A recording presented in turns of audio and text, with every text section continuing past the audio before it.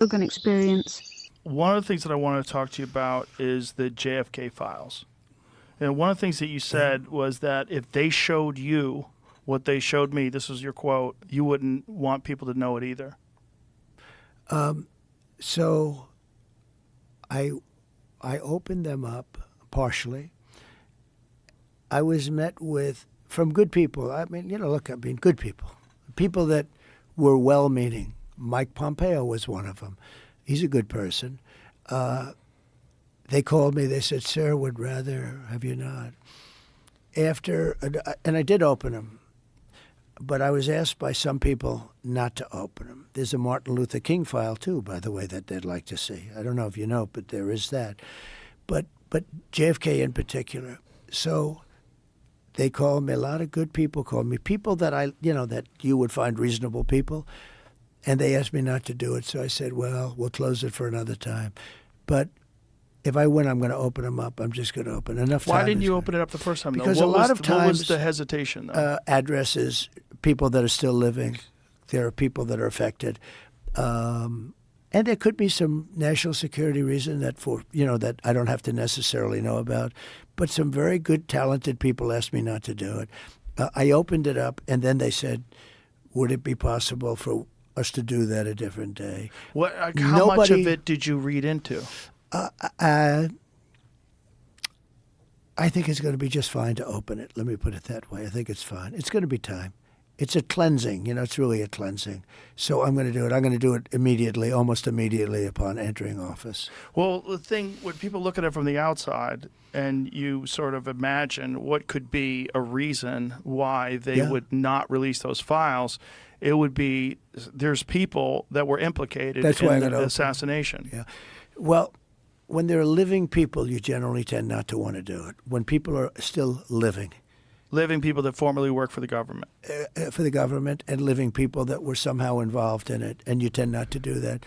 But it's time to open them. I can't tell you whether or not they're going to find anything of interest. And I did partially open. I think I've opened 50%, but I was asked not to do it, and I thought that was a reasonable ask. But now I'm going to do it. I'm going to do it very soon. There's a lot of interest in it. One of the things that there's a lot of interest in the people coming from space, Yes. And I know you're interested in that. Oh, I'm very interested in that. How much did they tell you about that? A lot. Really? Yeah. What did they tell you? How much can you tell? So how's that work? Is it like super top secret? I can tell, Tell me. Well, based on Hunter Biden, I can say whatever the hell I want, right? But no. But I interviewed a few people. It's never been my thing, I have to be honest. I have never been a believer. I have people that Area 51 or whatever it is. I think it's the #1 tourist attraction in the whole country or something. Area 51 in Las Vegas. Do you know that, right? Sure. I know what it is. So anyway, but it's a big tourist thing. So I interviewed jet pilots that say they saw something. If you saw them, you'd love to have them as your I've had a son. couple in here. Commander David Fravor. Yeah. I had him in, who had that sighting in 2004. Very, very compelling with video evidence, radar evidence. Ryan Graves. I don't believe his name, but I interviewed jet pilots that were solid people. Perfect. I mean, great pilots, great everything. And they said, we saw things, sir, that were very strange. Like a round ball, but it wasn't a comet or a meteor. It was something.